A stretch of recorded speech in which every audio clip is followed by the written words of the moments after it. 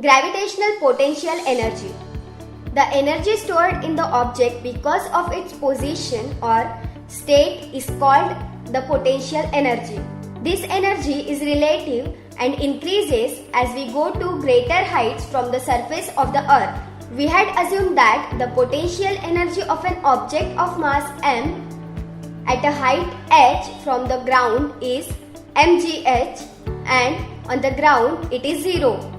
When h is small compared to radius r of the earth, we can assume g to be constant and can use the above formula mgh. But for large value of h, the value of g decreases with increase in h. For an object at infinite distance from the earth, the value of g is 0 and the earth's gravitational force does not act on the object. So, it is more appropriate to assume the value of potential energy to be 0 there. Thus, for smaller distances, that is, heights, the potential energy is less than 0, that is, negative. When an object is at height h from the surface of earth, its potential energy is gravitational force into mass of the earth into mass of an object upon r plus h. Here, m and r are Earth's mass and radius respectively. Escape velocity. As we have seen that when a ball is thrown upward, its velocity decreases because of the gravitation of the earth. The velocity becomes 0 after reaching a certain height and after that the stone starts falling down. Its maximum height depends on its initial velocity.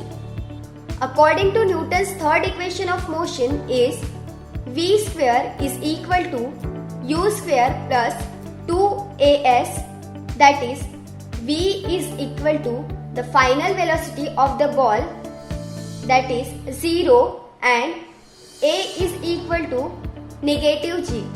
Therefore, 0 is equal to u square plus 2 into negative g s, and the maximum height of the ball is equal to s is equal to negative u square upon 2g.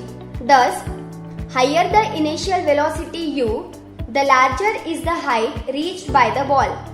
The reason for this is that the higher the initial velocity, the ball will oppose the gravity of the earth more and larger will be the height to which it can reach. The value of g keeps decreasing as we go higher above the surface of the earth.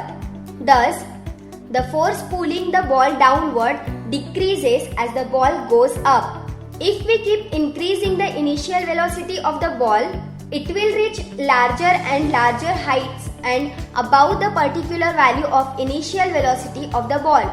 The ball is able to overcome the downward pull by the earth and can escape the earth forever and will not fall back on the earth.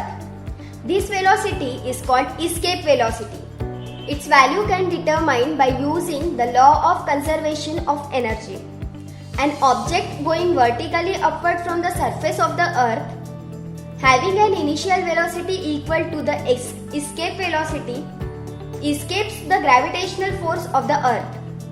The force of gravity, being inversely proportional to the square of the distance, becomes 0 only at infinite distance from the earth. This means that for the object to be free from the gravity of the earth, it has to reach infinite distance from the earth.